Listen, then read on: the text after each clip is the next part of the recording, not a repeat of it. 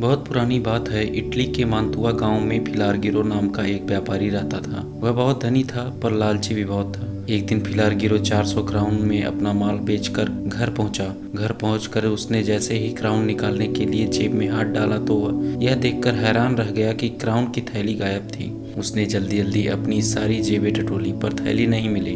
अब तो वह बहुत घबरा गया। उसी रास्ते पर वह भागा भागा गया जिस रास्ते से वह आया था। वह रास्ते में मिलने वाले हर व्यक्ति से पूछता जा रहा था कि किसी को उसकी 400 क्राउन से भरी थैली तो नहीं मिली। इस तरह पूछता पूछता वह उस जगह तक जा पहुंचा जहां उसने माल बेचा था, लेकिन थैली का कहीं पता न चला। वह निराश हो गया। अब उसके पास एक ही उपाय बचा था कि जमींदार से कहकर वह पूरे गांव में ढिढोरा पिटवा दे। वह जमींदार के पास गया और उससे प्रार्थना की, श्रीमान मेरे 400 क्राउन से भरी एक थैली खो गई है। आप पूरे गांव में ढिढोरा पिटवा दीजिए कि जिस किसी को यह थैली मिली हो वह उसे लौटा दे। उसे 40 क्राउन का इनाम दिया जाएगा। जमींदार ने तुरंत सारे गांव में ढिढोरा पिटवा दिया। संयोग से वह थैली एक बुढ़िया को मिली। बुढ़िया बहुत घबराई कि कोई उसे चोर न समझे। वह समझ नहीं पा रही थी कि इस थैली का क्या करे, कहाँ जमा कराए। वे उसने ढिढोरा पीटने वाले की घोषणा सुनी। बुढ़िया थैली लेकर तुरंत जमींदार के पास पहुंची और उसे थैली सौंपते हुए बोली, श्रीमान गिरजाघर से लौटते हुए रास्ते में मुझे यह थैली पड़ी मिली थी।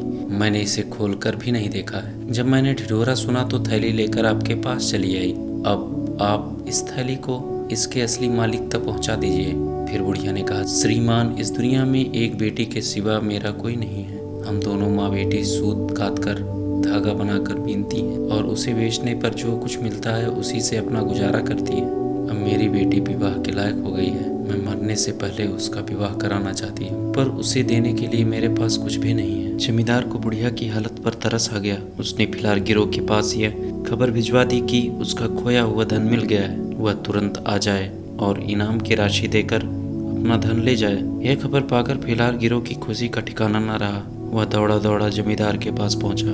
जमींदार ने थैला उसको देते हुए कहा, इस बुढ़िया को घोषित इनाम की राशि के 40 क्राउन दे दो। यह सुनकर कंजूस फिलारगिरो का माथा ठनका। उसका खोया हुआ धन तो मिल गया था। अब वह सोचने लगा कि किसी तरह इस इनाम की राशि को भी बचा लिया जाए।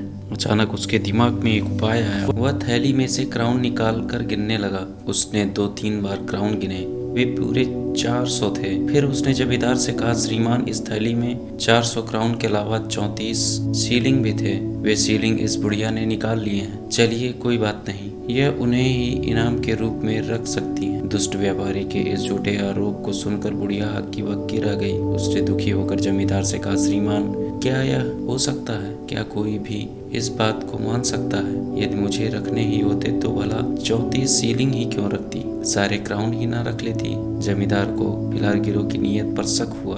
वह ताड़ गया कि इनाम की राशि बचाने के चक्कर में फिलारगिरो झूठ बोल रहा है। एक बार तो जमींदार के मन में आया कि धोखेबाज फिलारगिरो को जेल भिजवा दे, लेकिन जमींदार ने अपने ऊपर काबू किया और मन में सोचा कि इस धूर्त को ऐसा भयानक सबक सिखाता हूँ कि यह भी जिंदगी भर याद रखे। यह सोचकर जमींदार ने फिलारगिरो से कहा, जब तुम मेरे पास पहली बार आए थे तब तो तुमने यही बताया था कि तुम्हारे 400 क्राउन खो गए हैं। तब तुमने 34 सीलिंग का जिक्र तो नहीं किया था। फिलारगिरो ने कहा, श्रीमान क्राउन ज्यादा थे, सीलिंग बहुत कम थे, इसलिए मुझे क्राउन का ही ध्यान रहा, सीलिंग का ध्यान नहीं रहा। जमींदार ने अब गुस्से में चिल्लाते हुए कहा, मैं नहीं मानता कि तुम जैसा कंजूस आदमी 34 सीलिंग की बात भूल भी सकता है। असल में तुम बुढ़िया को इसका इनाम नहीं देना चाहते।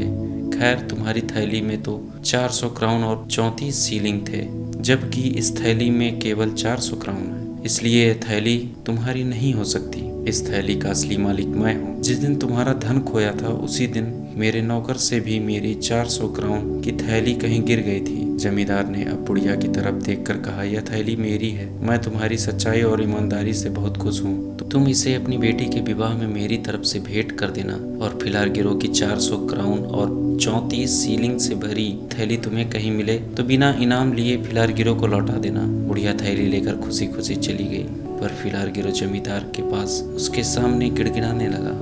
लेकिन जमींदार ने उसकी बात पर कोई ध्यान नहीं दिया, बल्कि उसे डांटते हुए कहा, तुम मुझे धोखा देना चाहते थे। तुम एक ईमानदार बुढ़िया पर झूठा इल्जाम लगाना चाहते थे। जाओ यहाँ से, चले जाओ, वरना मैं तुम्हें जेल भिजवा दूंगा।